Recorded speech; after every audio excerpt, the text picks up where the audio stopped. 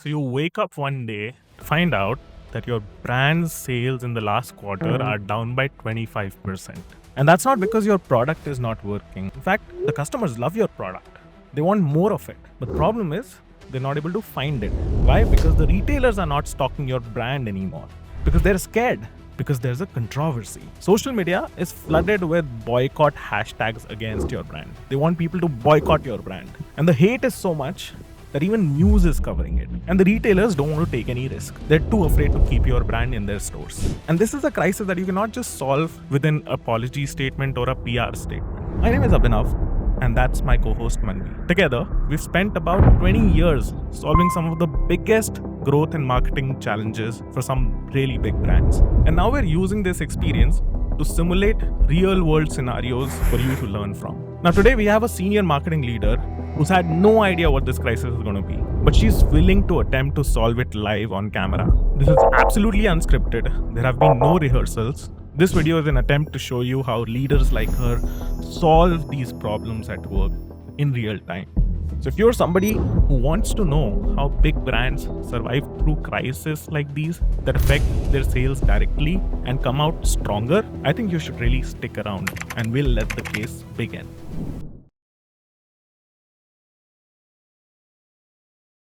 Hi, Anjali. Hi, Abhinav. Okay, so this is a mock case interview. The situation is hypothetical. Deepika Padukone runs a brand called 82 Degree East. And she featured in a movie where she was the Rani of Jodhpur. There's a section of the society that believes that Rani of Jodhpur was shown in bad light. Yeah. They're very touchy about it and they've created a scene.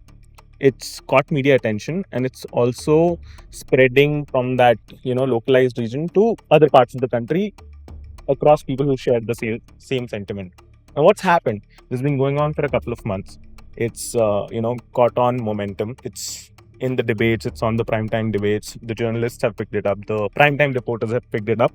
And bad PR is there. Now what we're tending to see is also a drop in sales, about 20-ish% drop in sales. Yeah.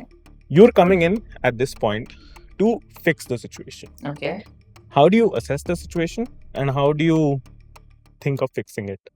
I think first and foremost, I'd have a conversation with a couple of teams, right? I think first would be the social media team, because just to kind of assess what the impact is and what kind of conversations are happening on the internet. So just there's a boycott 82 Degree East hashtag trending. Yeah.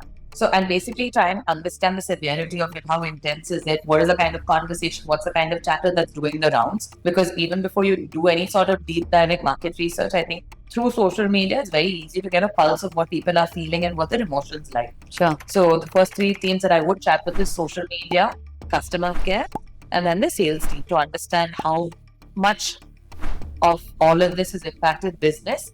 And what are people saying? Right? So when people are saying boycott, when the trend is happening, are they seeing a direct correlation to drop in sales on those days when these conversations are super high, and try and see how intense the emotion in itself is. That's the first piece, right? And clearly, if the outcome of that is that it's fairly intense and it's not just local, it is a pan-India movement that's picking up, then I think based on that, assessing the severity of the situation. So I think the second question would be to see whether we have any collaboration, because again, given Deepika and the star that she is, and 82E, is there any endorsement? Are we launching any special line in tune with the film? Get a sense of that. And if marketing for that has already stopped, first and foremost, stop marketing. If the marketing hasn't started and it's still going to get launched, put a pin on that and really not launch it, because we don't want to flame the fire further. Because at the end of the day, we are trying to build a brand that is going to last the test of time and is going to stay in the market. So we want to make sure that we are doing right by the customers and customer sentiments. That's one. Now, third is, I think, whenever there's any controversy, people have one or two approaches, right? One is, again, pin drop silence and not saying anything. Sometimes you realize that when people say something to mitigate that controversy, things get worse, because the internet's very, very smart, right? People are clever. So the minute you try to do an apology, and if that apology doesn't sound genuine, then you end up facing even more of a backlash. That just means that the conversation stretches. So the question to the leadership team would be to kind of figure out what is the best way to kind of communicate to our customers and how do we kind of put our stance across, because it is important that they hear from us as to what we stand for and what we believe in as a brand. Let me make it easier for you by giving you the stance. Yeah. Sure, you could have stayed silent when it was just a breeze of disappointment or disagreement that was running through. This has turned into aggressive protest.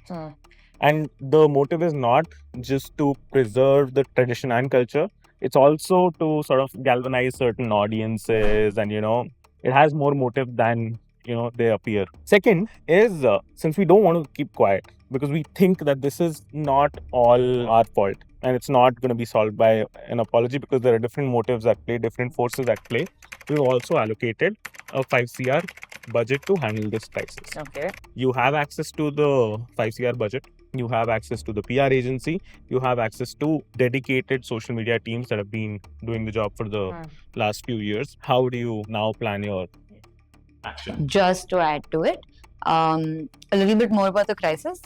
Besides the 25% drop, there's also retailers are considering dropping a bit of the brand space that we give. Two, it's more severe in the another part of the country, the backlash.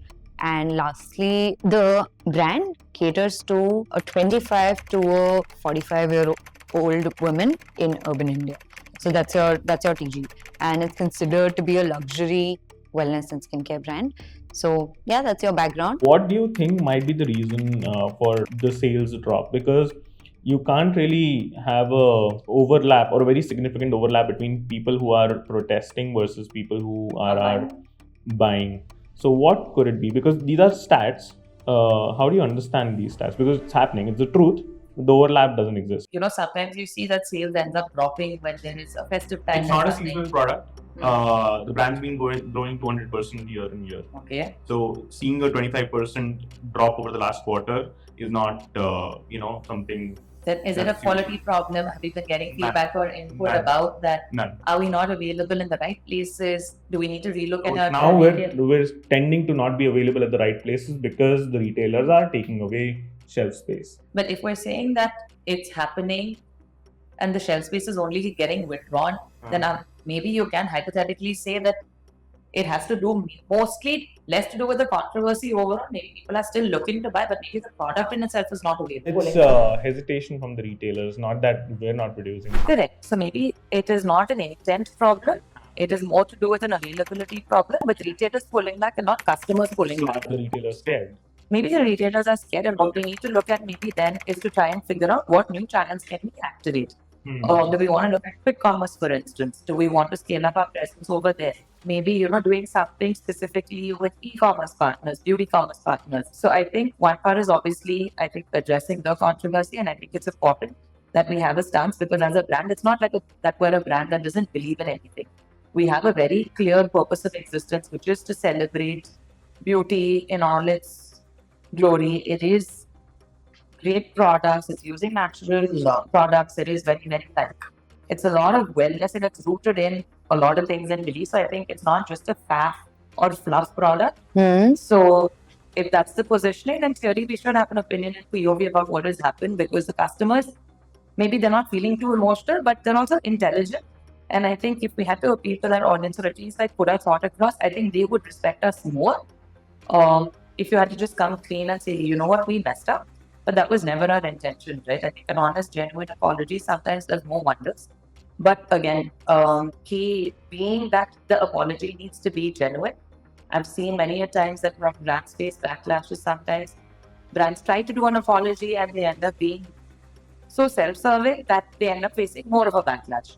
So I think I'd keep the 5 CR budget aside for now. I'd focus on trying to do damage control by getting the right message and right apology out from the brand and from Deepika, and make it as genuine and as honest as possible, right? Keep ego, keep everything aside, sound as human as possible, because at the end of the day, we are appealing and talking to human beings. And just admit that it was an honest to God mistake and it happened, and we wish it hadn't. But now that it has happened, we accept our mistake, and we are going to try and make sure that any future endeavor that we take on, we hold ourselves to a higher standard. So that is from a crisis management point of view. Secondly, I think in terms of marketing, if we're activating quick commerce, beauty commerce, e-commerce, then more marketing and branding activities that focus on these platforms versus trying to suddenly try and do a brand love campaign or a brand awareness campaign, because that is again lip service, right? People hate me, let me do something to make them love me. Hold on to it. It's fine. We can wait for a while. Our core problem right now is to make sure that people are able to buy our products. So let's try and crack that. And I'll also maybe look at the marketing calendar to understand what the brand has planned or is in the pipeline for the next couple of months and rejig it, right? If we have a big collab coming, say with the Shahrukh, maybe now is not the right time to do it. It can wait for 1-2 months before we do that. And then we slowly start scaling up our brand building and brand marketing activities again. Maybe after 2 or 3 months, we can restart influencer activation where we're reintroducing some of the products in routines gently, right? Using Instagram stories perhaps and not doing like full-fledged deals. Just slowly reintroduce the brand again in customer memory. And then 7 to 8 months later, look at what we as a brand believe in, which is clean, great beauty, founded by one of the most beautiful women in the world, and use that as a core to launch our brand campaign. So you've tackled the direct-to-consumer piece in the sense you've addressed consumer communication and societal communication and media communication. There's an interesting insight that you uncovered that hey, while the marketing is happening, the sales are dropping because retailers are not open to shelving the product. So you can open newer channels.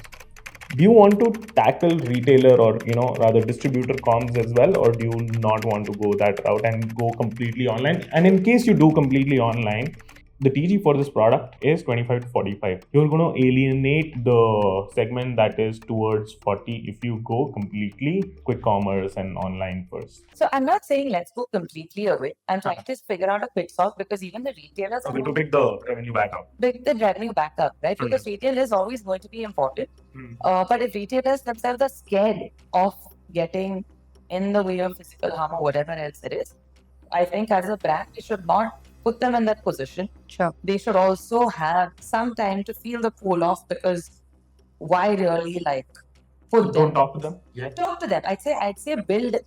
It's not a One-on-one branding, talk to them. one-on-one conversation where you're building that equation with them, not a brand marketing effort or doing standees and like being super aggressive and retail. It's just to keep the relationship equation alive and maybe do like a retailer bonding exercise. Like we bonding understand it's activity. okay.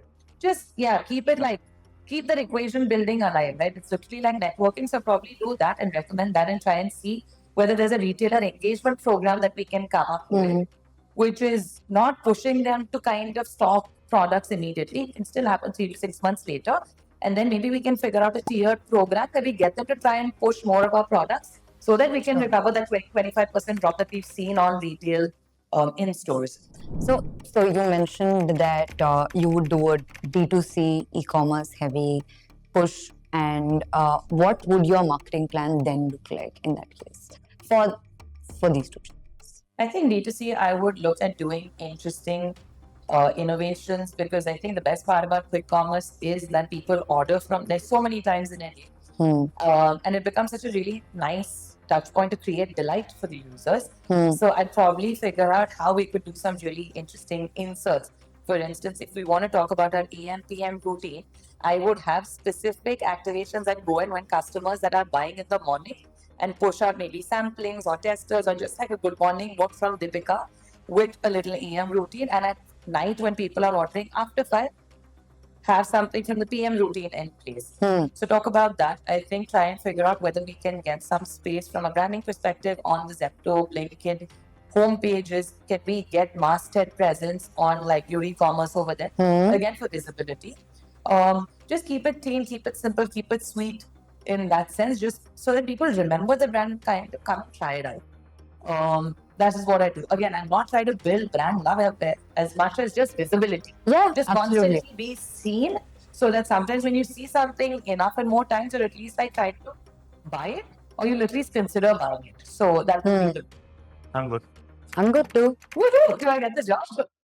We'll tell you. We'll let you know. Forward to it. Thank you.